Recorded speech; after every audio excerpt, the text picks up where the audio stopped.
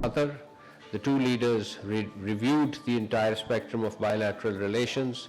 They expressed satisfaction over the positive trajectory of political engagements and underscored the importance of enhancing cooperation in all areas of mutual interest. His Highness the Emir reiterated Qatar's commitment to deepening economic partnership with Pakistan to a higher strategic level. The two leaders also exchanged views on regional and international development of mutual interest, emphasizing the importance of dialogue, diplomacy, and peaceful resolution of disputes. The visit reflects the shared resolve of Pakistan and Qatar to further solidify their robust partnership and translate their strong political ties into tangible economic outcomes. His Highness the Emir graciously accepted the invitation to visit Pakistan, and the visit shall take place later this year, inshallah. During the visit, the Deputy Prime Minister and Minister of State for Defense of Qatar, Sheikh Saud Al Thani, also called bilateral cooperation in defense and security and ongoing collaboration between the armed forces of the two countries. Sheikh Saud appreciated the professionalism and expertise of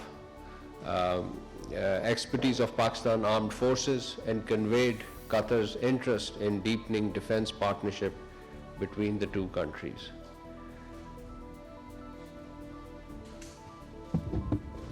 The meeting reflected the shared resolve of Pakistan and Qatar to further elevate their strategic partnership across all areas of mutual interest. Moving to the engagements of the Deputy Prime Minister and Foreign Minister, Senator Mohammad Ishaq Dar. As you know, he's on the official visit to the Kingdom of Saudi Arabia from 26 to 28 February to participate in the extraordinary session of the OIC Executive Committee. We issued a curtain raiser to this visit yesterday.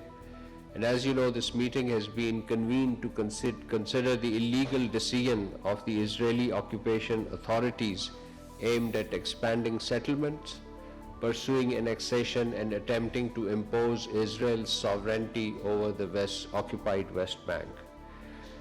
In the ministerial session of this OIC event, the Deputy Prime Minister and Foreign Minister will share Pakistan's perspective on this latest illegal measure by Israel to convert areas of occupied West Bank into the so-called state land.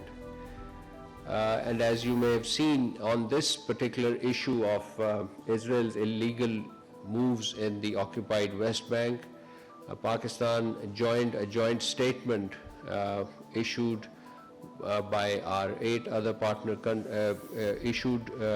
8 other countries. We also issued a joint statement on the statement by the US Ambassador to Israel. We were in it with Egypt, Jordan, UAE, Indonesia, Turkey, Saudi Arabia, Qatar, UAE, Oman, Bahrain, Syria and Lebanon, and of course Palestine, along with the Secretariat of the OIC and the League of Arab States, strongly condemning the remarks by the US Ambassador to Israel, suggesting that it would be acceptable for Israel to control territories belonging to the Arab states, including the occupied West Bank. They described this comment as dangerous, inflammatory, and clear violation of the international law and UN Charter, warning that this threaten regional security and stability. Pakistan also joined a joint statement on a related topic.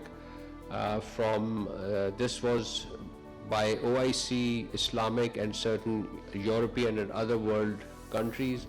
This included Secretary General of the Arab League, the Secretary General of the OIC, and other countries including Saudi Arabia, Jordan, Brazil, France, Denmark, Finland, Iceland, Indonesia, Ireland, Egypt, the Luxembourg, Norway, Palestine, Portugal, Qatar, Slovenia, Spain, Sweden, Turkey, and the UAE. And basically we condemned in strongest terms the serious Israeli decisions that introduce sweeping extension to unlawful Israeli control over the West Bank. Changes in this statement, we describe these changes as wide-ranging and amounting to reclassifying Palestinian land as so-called Israel state land, accelerating illegal settlement activity, and further entrenching Israeli administration. Thank you very much.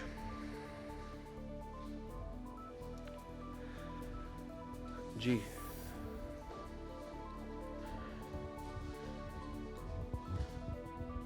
Thank you, spokesperson. So this month marks 19 years of Samjhauta Express strategy, and the victims of this tragedy are still awaiting justice. What are your comments?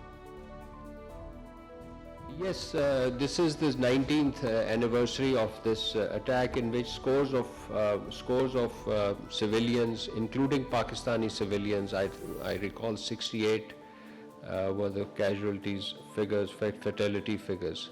We express our severe disappointment at Indian government's callousness towards the plight of the families of the Pakistani national and these other nationals, including Indian nationals, who await justice even after the passage of so many years, 19 years. This callous response confirms India's role as an official and political accomplice in the heinous terrorist attack carried out on its soil against innocent civilians, and as I said, Pakistanis and others alike. In this regard, the government of Pakistan condemns the shameless acquittal and exoneration of all four perpetrators, including one Swami Asimanand, who publicly confessed being the mastermind of this heinous attack, Lieutenant Colonel Purohit, a serving Indian Army officer, and Sadhvi Prayaga Singh Thakur. We are alarmed that the Hindutva extremism and saffron terror that had motivated this inhumane attack 19 years ago has intensified manifold under the current regime in India. The government of Pakistan demands a fair trial of that the perpetrators and abettors of Samjhauta terrorist attack be brought to justice. The families of innocent Pakistani nationals mercilessly killed at the hands of the Hindutva motivated extremists deserve justice. And let me add that India routinely indulges in anti-Pakistan propaganda, including by exploiting the boogie of terrorism. And in this backdrop, India's own systemic exoneration of the perpetrators of Samjhauta terrorist attack is yet another example of Indian duplicity and state sponsorship of terrorism against Pakistan. Thank you. Ji sir, at the back. Thank you, sir. My question is regarding Prime Minister visit to Qatar. There are reports that the case of Qatar was one of the agenda point was indirect communication with the Afghan government after recent clashes.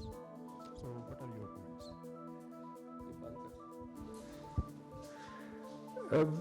The Prime Minister's office has issued a detailed press release on the meeting that took place. I have also briefed you on this subject. The regional issues were discussed, including Afghanistan, and this is what I can confirm at this stage.